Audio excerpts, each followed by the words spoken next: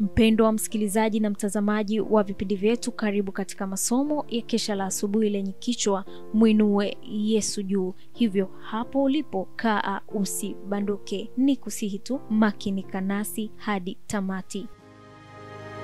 Piga panana ya makelele, Yesu yuaja tena. Ipaza sauti, imba sana. Yesu yuaja tena. Anakuja, anakuja. Yesu yuaja tena.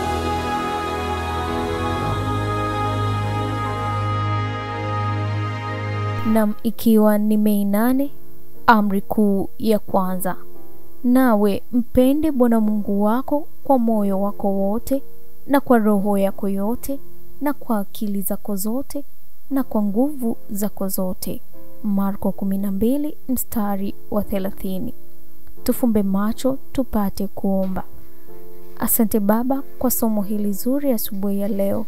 Tunapoenda kujifunza, tunaomba uongozi wa Roho Mtakatifu ukatufundishe, na yote akapate kutusaidia kuyaishi sawa na mapenzi yako.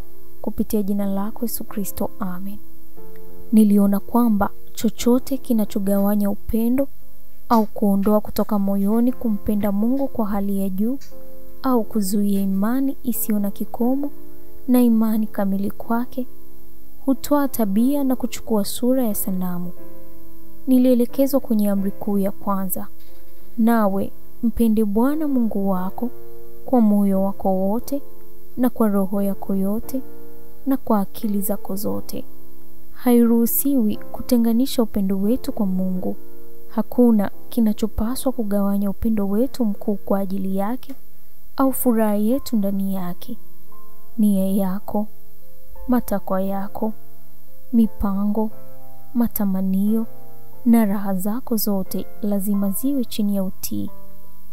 Una kitu cha kujifunza ili kumtukuza Bwana Mungu moyoni mwako, katika mazungumzo yako, katika matendo yako yote.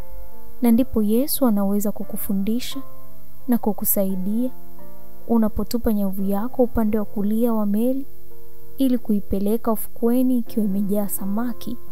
Lakini pasipo msaada wa Yesu katika kutupa nyavu yako, unaweza kufanya kazi majuma, miezi na miaka bila kuona matunda mengi ya kazi yako. Jifunze mwenyewe, ijaribu kila nia, tafuta kumuonesha Yesu. Utasoma Testimonies for the Church, gombo la kwanza, ukurasa wa 436 na ukurasa wa 437. Mtu anapoondoa utu wake, wakati kila miungu ya uongo inapotupwa nje ya nafsi, ombo hilo linajazwa na miminiko wa Roho wa Kristo ndani yake. Mtu wa namna hii anayo imani inayoitakasa nafsi kutokana na unajisi. Yeye anakubaliana na Roho na anayafikiri mambo ya Roho.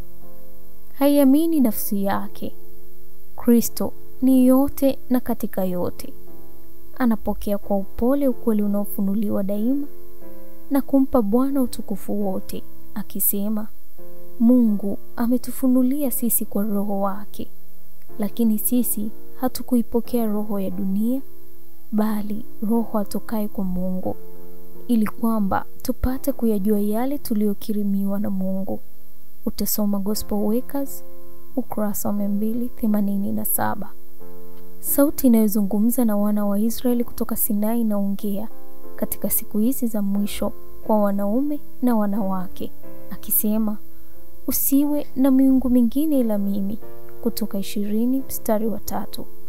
Sheria ya Mungu iliandikwa kwa kidole chake mwenyewe kwenye mbao za mawe, hiyo ikionyesha kwamba kamwe haiwezi kubadilishwa au kutanguliwa.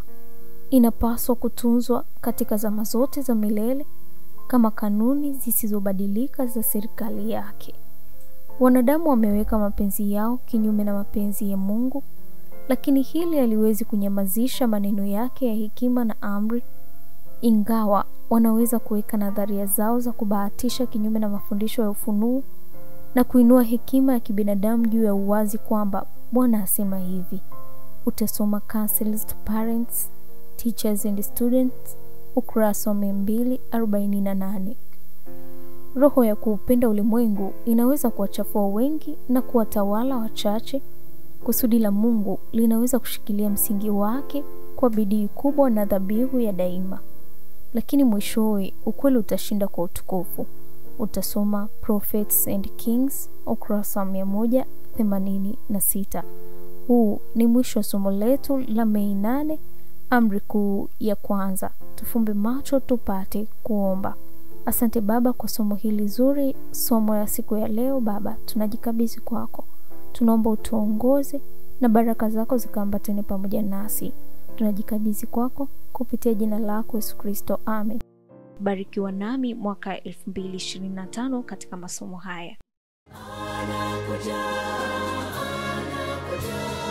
Yesu